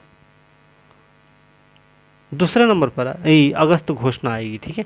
अगस्त घोषणा मतलब दूसरा सबसे पहले आएगा, तो इसका सही उत्तर बी हो जाएगा, है ना। अब देखते हैं, तो अगस्त घोषणा आई है कब? 1917 में। अगस्त प्रस्ताव कब आया है? 8 अगस्त 1940 को। अगस्त संकल्प कब आया? 8 अगस्त 1942 को। और प्रत्यक्ष कार्यवाही दिवस मनाई गई 16 अगस्त 1946 को, ठीक है, याद रखना। आंग्ल नेपाल युद्ध किस गवर्नर जनरल के शासनकाल में हुआ था? आंग्ल नेपाल युद्ध किसके शासनकाल में हुआ था? अब ये उस समय जो गवर्नर था ना, देखिए 1814 से 16 के बीच में ये युद्ध हुआ है। और उस समय कौन है?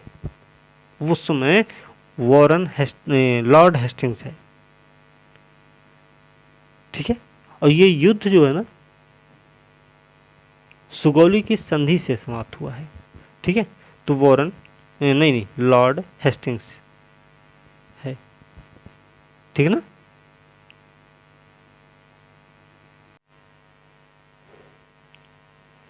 अगला प्रश्न है, महारानी विक्टोरिया को भारत की साम्राज्ञी कब घोषित किया गया था? तो महारानी विक्टोरिया को भारत की साम्राज्ञी घोषित किया गया था राजसी उपाधि अधिनियम 1876 के तहत। 1877 में दिल्ली के दरबार के दौरान उन्हें घोषित किया गया था, क्या? साम्राज्ञी, 1877 में। अगला प्रश्न देख लेते हैं, मिलान करना है भाई इसमें। कुकी विद्रोह है, कुका विद्रोह है, पावना कृषक विद्रोह है, बिरसा मुंडा विद्रोह है। तो बिरसा मुंडा जो विद्रोह है वो बिहार से संबंधित है, ठीक है ना। तो बिरसा मुंडा को हम बिहार से जोड़ देंगे। डी का तीसरा देख लेंगे, तो 2 ऑप्शन में भी दिख रहा है ना। एक हम पावना कृषक विद्रोह भी देख लेते हैं। जो पावना कृषक विद्रोह है ये कहां से संबंधित है? देखिए, जो पावना कृषक विद्रोह है 1873 से मतलब 1873 से 1876 तक बंगाल में हुआ था, ठीक है। तो कुका विद्रोह जो है भाई ये पंजाब से संबंधित है, 1840 से 1872 के बीच में। कुकी विद्रोह मणिपुर और त्रिपुरा में हुआ था, ये हुआ था 1917 से 1919 के बीच में। तो कुकी विद्रोह को हम मिलाएंगे त्रिपुरा से, ए का चौथा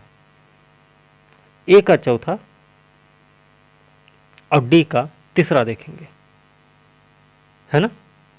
तो इसका सही उत्तर क्या हो जाएगा? डी वाला हो जाएगा। तो कुका विद्रोह कहां से है? पंजाब से है, और पावना है बंगाल से, ठीक है ना। और सन हमने बता दिया है। कुकी विद्रोह 1917 से 1919, कुका विद्रोह 1840 से 1872, पावना विद्रोह 1873 से 1876, बिरसा मुंडा विद्रोह है 1899 से 1900 तक रहा है, ठीक है। चलिए अगला प्रश्न क्या है, बंबई में प्रथम महिला विश्वविद्यालय की स्थापना किसके प्रयत्नों के कारण संभव हुई थी भाई? तो इसमें जो डी.के. कर्वे महोदय हैं इन्हीं के द्वारा हुआ था, ठीक है। पहले मतलब प्रथम महिला विश्वविद्यालय की स्थापना हुई बंबई में, और महाराष्ट्र के समाज सुधारक सामाजिक कार्यकर्ता थे ये। इन्होंने विधवाओं के उत्थान के लिए विधवा विवाह प्रतिबंध निवारक मंडली की भी स्थापना की थी। याद रखना 1876 में उन्होंने पूना में विधवा गृह की भी स्थापना की 1876 में। तो विधवा विवाह प्रतिबंध निवारक मंडली की स्थापना किसने की थी? डी.के. कर्वे ने की थी। विधवा गृह की स्थापना पूना में किसने की? डी.के. कर्वे ने की। कब की? 1876 में की। ये चीजें हमें याद रखनी है। और पहला महिला विश्वविद्यालय जो बना मुंबई में वो कब बना? 1916 में बना, डी.के. कर्वे महोदय द्वारा, ठीक है ना। अगला प्रश्न है, इंडियन ओपिनियन पत्रिका के प्रथम संपादक कौन थे? इंडियन ओपिनियन पत्रिका के जो प्रथम संपादक थे, देखिए ये गांधी जी से जुड़ा हुआ पत्र है, ठीक है। लेकिन इनसे पहले इसका प्रकाशन करते थे मनसुख लाल नजर, ध्यान रखना, मनसुख लाल नजर करते थे। और याद रखना मनसुख लाल नजर कौन थे, तो मनसुख लाल नजर थे नटाल कांग्रेस के सचिव। ठीक है, समझ गए। 1903 में महात्मा गांधी ने इसका प्रकाशन अपने हाथ में ले लिया था। अगला प्रश्न क्या है कि ज्ञान योग, कर्मयोग और राजयोग नामक पुस्तकें किस प्रसिद्ध समाज सुधारक द्वारा लिखी गई हैं। देखिए, ये जो ज्ञान योग, कर्मयोग, राजयोग है ना, ये किताब लिखी थी स्वामी विवेकानंद ने। कब लिखी थी? 1893 में, जब वे शिकागो गए थे, जहां उन्होंने वर्ल्ड पार्लियामेंट ऑफ रिलीजन्स में अपना सुप्रसिद्ध भाषण दिया था। और 1897 में उन्होंने रामकृष्ण मिशन की स्थापना भी की थी। इससे पहले आर्य समाज बना था 1875 में, याद रखना, दयानंद, स्वामी दयानंद सरस्वती के द्वारा। ठीक है, अगला प्रश्न क्या है, निष्क्रिय विरोध के सिद्धांत का प्रतिपादन किसने किया था। निष्क्रिय विरोध के सिद्धांत का प्रतिपादन किया था अरविंद घोष जी ने। ठीक है, इनकी एक किताब है वंदे मातरम, उसके माध्यम से किया था। उनका मानना था कि अंग्रेजों को भारत अविलंब छोड़ देना चाहिए। जब तक अंग्रेज ऐसा नहीं करते हैं तब तक उनके विरुद्ध विरोध प्रदर्शन करते रहना चाहिए। ये अरविंद घोष का मानना था। अगला प्रश्न है, भारतीय स्वाधीनता विधेयक को राज्य की स्वीकृति प्राप्त हुई थी। कब प्राप्त हुई थी ये? तो ये प्राप्त हुई थी, देखिए, 4 जुलाई 1947 को ब्रिटिश प्रधानमंत्री क्लेमेंट एटली के द्वारा हाउस ऑफ कॉमन्स में पेश किया गया था भारतीय स्वतंत्रता विधेयक। ठीक है, 15 जुलाई 1947 को हाउस ऑफ कॉमन्स के द्वारा, और इसके अगले ही दिन, मतलब कब, 16 जुलाई को हाउस ऑफ लॉर्ड्स द्वारा विधेयक को पारित कर दिया गया। तत्पश्चात इस विधेयक को राज्य की स्वीकृति जो मिली वो मिली 18 जुलाई 1947 को। पहले कहाँ पे? हाउस ऑफ कॉमन्स में 15 जुलाई 1947 को। उसके बाद हाउस ऑफ लॉर्ड्स में 16 जुलाई 1947 को। फिर 18 जुलाई 1947 को इसको राज्य की स्वीकृति मिली थी। तो तारीख याद रखनी भाई, 18 जुलाई 1947। ठीक है, अगला प्रश्न देखते हैं। प्रभावती देवी किस क्षेत्र की स्वतंत्रता संग्राम सेनानी थी? बिहार से संबंधित है भाई। बिहार से जो महिलाएं रही हैं ना, उसमें सरना देवी भी हैं, प्रभावती देवी, राजवंशी देवी, सुनीति देवी, राधिका देवी, ये सब प्रमुख हैं। तो प्रभावती देवी जो थी ना, वो पटना से संबंधित थी। ठीक है, याद रखना। अगला प्रश्न क्या है कि कथन है, विचार करके सही उत्तर हमें बताना है। इसमें देखिए, फुगाकू को हाल ही में दुनिया का सबसे शक्तिशाली सुपर कंप्यूटर घोषित किया गया, जापान का है ना, ये बात सही है। दूसरा है, यह सुपर कंप्यूटर अमेरिका द्वारा विकसित किया गया, ये वाला का ऑप्शन गलत है। क्यों? क्योंकि जापान का है ये।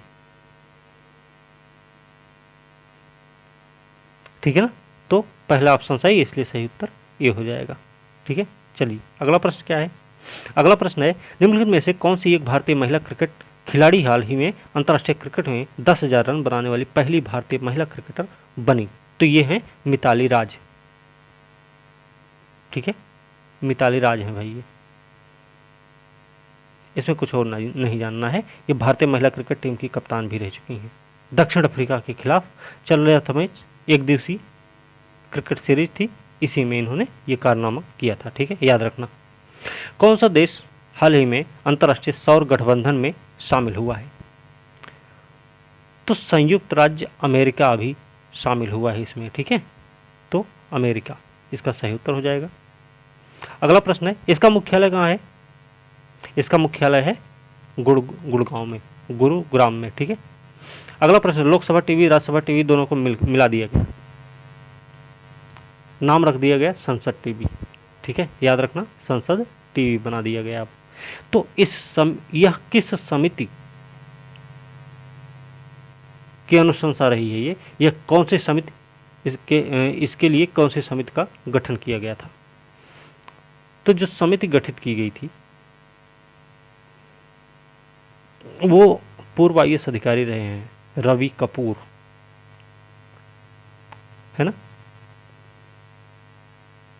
नहीं, जो ये समिति गठित की गई थी वो कमेटी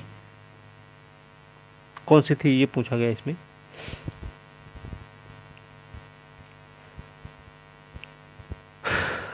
सूर्य प्रकाश भारती नाम है इनका, ठीक है, सूर्य प्रकाश। इसके पहले सीईओ कौन है, संसद टीवी के। तो संसद टीवी के जो सीईओ हैं वो हैं रवि कपूर, ठीक है। अच्छा, एक चीज़ याद रखना, ये जो इंटरनेशनल, ये अंतर्राष्ट्रीय सौर गठबंधन है ना, इसका 101वां सदस्य बना है अमेरिका, ठीक है। ये भी एक चीज़ याद रखना इसमें। भारत की पहली भूतापी परियोजना कहाँ स्थापित की गई, नुब्रा घाटी, जास्कर घाटी, पूगा घाटी या चुंबी घाटी में। तो इसका सही उत्तर क्या हो जाएगा, ये लेह में, पूगा में, तो पूगा घाटी है ना, ध्यान रखना पूगा घाटी है। और वैसे अगर नाम आ जाए तो लेह नाम याद रखना, ठीक है। अगला प्रश्न है, लद्दाख की भाषा, संस्कृति और भूमि के संरक्षण पर गठित समिति के अध्यक्ष कौन थे। देखिए, केंद्र सरकार ने लद्दाख की भाषा, संस्कृति, भूमि के संरक्षण के लिए और केंद्र शासित प्रदेश के विकास में नागरिकों की भागीदारी सुनिश्चित करने के लिए गृह राज्य मंत्री जी किशन रेड्डी की अध्यक्षता में एक समिति का गठन किया गया है। तो जी किशन रेड्डी हैं भैया, ठीक है। अगला प्रश्न क्या है, अगला प्रश्न देखेंगे, 2023 में पुरुषों की विश्व बॉक्सिंग चैंपियनशिप आयोजित होगी। तो ये कहाँ आयोजित होगी भाई, विश्व बॉक्सिंग चैंपियनशिप आयोजित होगी। तो ये कहाँ पर होने वाली है, अब देखिए, इसका आयोजन होगा उज्बेकिस्तान, ठीक है, उज्बेकिस्तान में इसका आयोजन किया जाएगा। अगला प्रश्न क्या है, निम्नलिखित में से किसे night of the order of arts and later 2021 के द्वारा सम्मानित किया गया। Night of order of arts and later 2021 के द्वारा सम्मानित किया गया, उसका नाम क्या है।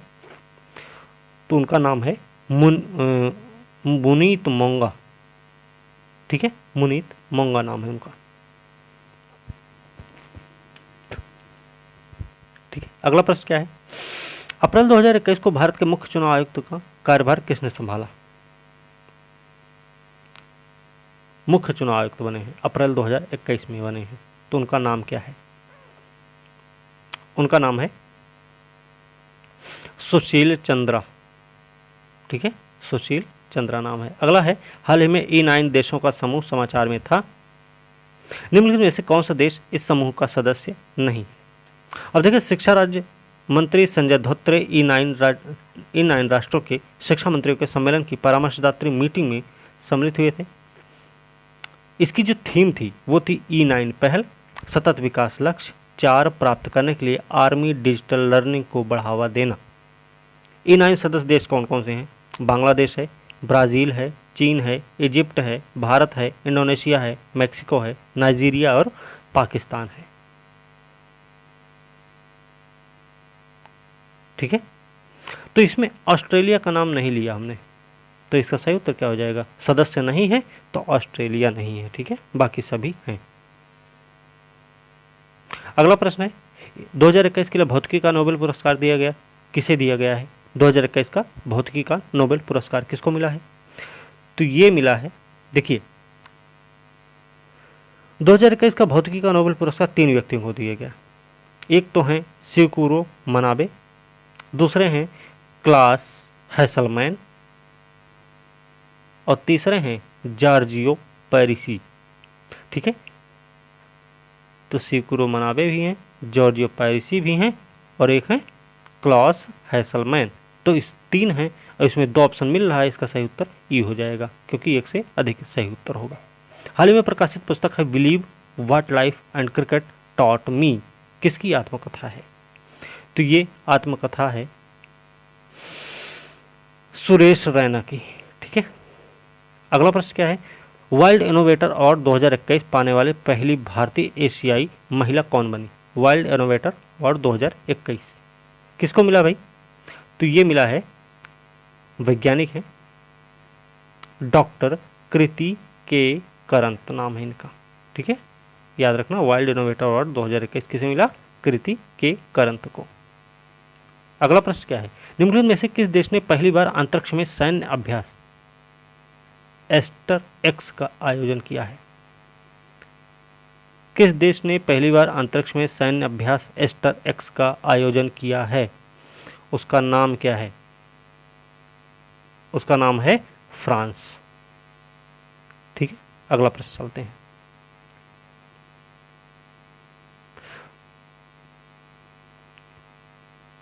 अच्छा, एस्टर एक्स है क्या? इसका जो उद्देश्य है ना, फ्रांस ने इसका अभ्यास शुरू किया है। उद्देश्य यह है कि किसी हमले की स्थिति में अपने अंतरिक्ष उपग्रहों और अन्य उपकरणों की रक्षा के लिए अपने अंतरिक्ष कमान की क्षमता का आकलन करना है। ठीक है, अगला प्रश्न है, टोक्यो ओलंपिक 2020 के लिए क्वालिफाई करने वाले पहले भारतीय तैराक कौन बने?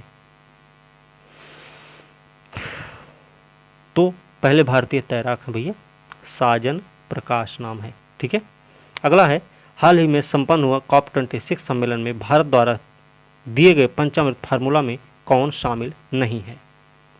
अब देखिए, इसमें कौन सा शामिल नहीं है ये बताना है। तो 5 वो हैं कौन? 5 देखिए, 5 में पहला है कि 2030 तक अपनी नॉन फॉसिल एनर्जी कैपेसिटी को 500 गीगावाट तक पहुंचाएगा भारत। दूसरा है, भारत 2030 तक अपनी 50% ऊर्जा जरूरतें अक्षय ऊर्जा से पूरी करेगा। ठीक है, तीसरा है, भारत अब से लेकर 2030 तक के कुल प्रोजेक्टेड कार्बन एमिशन में 1 अरब टन की कमी भी करेगा। चौथा है, 2030 तक भारत अपनी अर्थव्यवस्था की कार्बन इंटेंसिटी को 45% से भी कम करेगा। चौथा है, 2040 तक भारत नेट जीरो लक्ष्य हासिल करेगा। 2040 नहीं, 2070 है। ठीक है, इसमें ऑप्शन ये गलत दिया है, 5वां वाला। तो इसमें देखिए, जो सही है वो 2060 दिया गया है, सी वाला। ठीक है, जबकि वो 2070 है। ठीक है, सही उत्तर सी हो जाएगा। अगला प्रश्न है, भारत का पहला स्वदेशी तापमान डेटा लॉगर एमबी टैग को किस संस्थान द्वारा विकसित किया गया है? तो ये विकसित किया गया है IIT रोपड़ के द्वारा। ठीक है, IIT रोपड़ द्वारा विकसित किया गया। ठीक है, अगला प्रश्न है, वैक्सीनेट इंडिया प्रोग्राम किसके द्वारा लॉन्च किया गया? वैक्सीनेट इंडिया प्रोग्राम किसके द्वारा लॉन्च किया गया है? तो ये लॉन्च किया गया है M वेंकैया नायडू के द्वारा, जो भारत के उपराष्ट्रपति भी हैं। ठीक है, अगला प्रश्न है, हाल ही में चर्चा में रही आर्यन घाटी कहाँ पर स्थित है? आर्यन घाटी कहाँ पर है भाई? देखिए, power grid corporation of India का आर्यन घाटी में 40 किलोमीटर की ट्रांसमिशन लाइन का शुभारंभ किया गया है। आर्यन घाटी जो है वो लद्दाख में स्थित है। ठीक है, यहाँ पे क्या है कि power grid corporation of India का आर्यन घाटी में 40 किलोमीटर की ट्रांसमिशन लाइन का शुभारंभ किया गया है। ठीक है, अगला प्रश्न देखते हैं।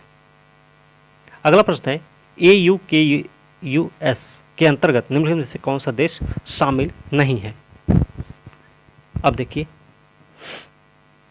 इसमें देखिए, ऑस्ट्रेलिया है, अमेरिका है, ब्रिटेन है। ये संयुक्त साझेदारी वाला संगठन है। ठीक है, उद्देश्य क्या है? उद्देश्य है हिंद प्रशांत क्षेत्र में संगीतीय और शक्ति संतुलन बनाए रखने के साथ परमाणु ऊर्जा से चलने वाली पनडुब्बियों पर काम करना है।